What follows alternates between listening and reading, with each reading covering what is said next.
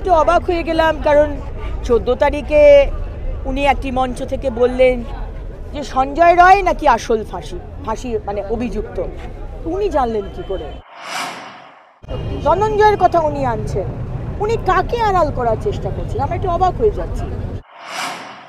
তাহলে মুখ্যমন্ত্রী আপনি কাকে আটকাতে চাইছেন, কাকে প্রোটেক্ট করছেন? কোন তৃণমূলের এমপির ভাইপোয়ের সাথে জড়িত। এটা থেকেই তো বোঝা যায় যে পুলিশ কি চাইছে। পুলিশ যে আসল সত্যটাকে ঢাকার চেষ্টা করছে, যেটা করেছে। সারাদিন যদি আপনি তোলাবেন পুলিশকে দিয়ে, তাহলে তো এটাই হবে। বিচার চাইছি আমাদের অভয়ার। আমরা অত্যন্ত খুশি যে উনিও আমাদের সাথে সহমত, এবং উনি দাঁড়িয়ে যে আজকে এই প্রতিবাদ করেছেন তার জন্য আমি চন্দ্রিমাদিকে ধন্যবাদ জানাই।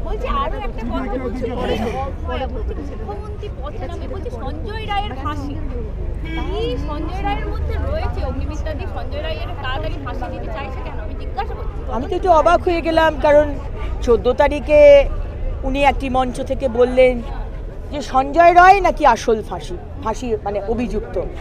উনি জানলেন কি করে? উনি কি অন্তর্যামী? উনি কি করে জানলেন যে সঞ্জয় রায় নাকি আসল ফাঁসি?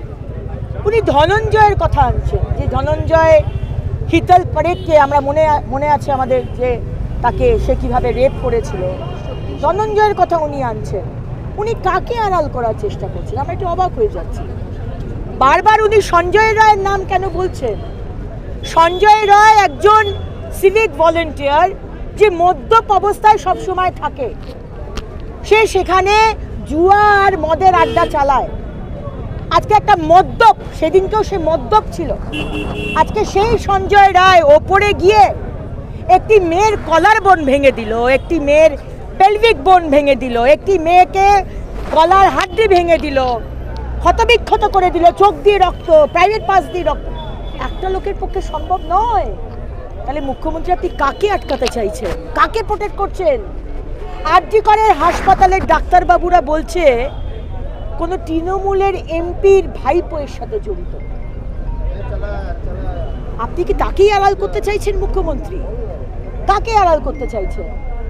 আমরা শুনছি দুজন মেন অভিযুক্ত, তাদেরকে পোস্টমর্টমের যে এনকোয়ারি কমিটি তার মধ্যে রাখা হয়েছিল। কেন? যার উপর সার্ভেলেন্স, তাকে আপনি এনকোয়ারি কমিটিতে রাখছেন, যে সেই অভয়া সহপাঠী। সুতরাং অনেক কোয়েশ্চেন মার্ক আছে। সিবিআইকে আমার আর্জি, আমি টুইটও করেছি যে মুখ্যমন্ত্রীকে ইন্টারোগেশনের মধ্যে আনা হোক, কারণ ওনার রোল ভীষণভাবে কোয়েশ্চেনেবল। আমরা মুখ্যমন্ত্রী, স্বরাষ্ট্রমন্ত্রী, স্বাস্থ্যমন্ত্রী এবং একাধারে পুলিশ মন্ত্রী, আমাদের মমতা ব্যানার্জি তার পদত্যাগ। মুখ্যমন্ত্রীর কথার দাম থাকবে, বলছে রাজভবনে তো চলে গেলেন, বাবা আমি রাজভবনে যাব না, মন্তব্য আছে তো, পুরনো মন্তব্য।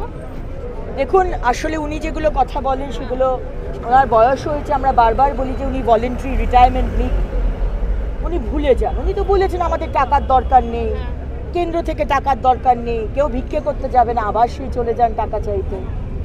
অনেক কথাই উনি বলেন। এখন 1947 সালে রবীন্দ্রনাথ এসে বেলেঘাটাতে গান্ধীজিকে জুস খাইয়েছিলেন, সেটার কথাও আমরা বলতে পারবো না। 1500 কেজির বাচ্চা জন্মায়, আমরা জানি না। উনি অনেক কিছু জানেন, আবার অনেক কিছু ভুলেও যান। সারা দেশ প্রতিবাদ করছে, সেই জায়গায় দাঁড়িয়ে আপনারা বিজেপির পক্ষ থেকে পুলিশ করতেছেন, কি বলবেন? এটা থেকেই তো বোঝা যায় যে পুলিশ কি চাইছে।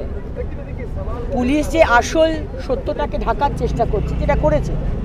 প্রথম দিক থেকে বলার চেষ্টা করেছে, বারবার বলেছি, আমরা প্রতিবাদ করেছি, আমরা রাস্তায় বসে গেছি গাড়ির সামনে যখন ডেড বডি নিয়ে বেরোচ্ছে, যে বডি প্রিজার্ভ করা হোক। আমাদের আর কোনো দাবি ছিল না, বডি প্রিজার্ভ করা হোক। প্রিজার্ভ করেনি, সেই রাত্রেই পুড়িয়ে দেওয়া হচ্ছে। তারা বারবার বলেছে এটা case of suicide. Ex principal Sandip Ghosh বলেছে ইটস আ কেস অফ সাইকোসিস, মানে সাইকিয়াট্রিক প্রবলেম ছিল মেয়েটি। এইভাবে বিভিন্নভাবে গুলিয়ে দেওয়ার চেষ্টা করা হয়েছে। সুতরাং পুলিশের কি রোল, পুলিশ মন্ত্রীর কি রোল, সেটা তো আমরা ভালো জানি। রাম তো একটা ঠাকুর, কেন রামকে বারবার করে টানছে মুখ্যমন্ত্রী? রাম আপনাদেরকে দেখুন, রাম রামের জায়গাতেই থাকে। মুখ্যমন্ত্রী রামবাম বললেই যে সেটাতে কোনো অপমান হবে তা নয়। যে ধর্ষণ করে তার অপমান, যে ধর্ষিতা হয় তার কোনোদিন অপমান হয় না, আমরা এটা মনে করি। আর রামবাম যদি করে থাকে তাহলে মুখ্যমন্ত্রী হিসেবে আপনি কতটা অপদার্থ, আর পুলিশ মন্ত্রী হিসেবে আপনি কতটা অপদার্থ। দেখুন যে আজকে 7,000 না 5,000 লোক চলে এলো, আপনার পুলিশ জানতেই পারলো না, আপনার আইবি জানেই না, কতটা অপদার্থ। আরে পুলিশের কাজকে তো অন্তত করতে দিন। সারাদিন যদি আপনি তোলাবেন পুলিশকে দিয়ে, তাহলে তো এটাই হবে, তারা তাদের নিজেদের কাজ করতে পারবে না। তাই আমরা ভালো করে জানি, বাংলার মানুষও জানে কারা আছে পিছনে।